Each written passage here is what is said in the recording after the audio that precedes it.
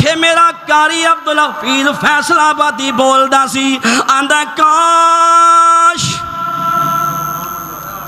मैं हुंदा नबी दी रोटी लैके जांदा मैं उत्थे हुंदा नबी नू पानी पिलांदा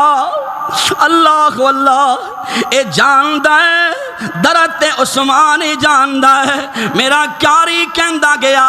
किस्मत से जो मैं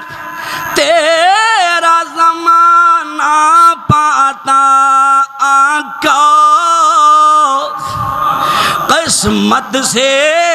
जो मैं तेरा ज़माना पाता आका जान तो क्या चीज़ है जान तो क्या चीज़ है मैं सब कुछ लुटाता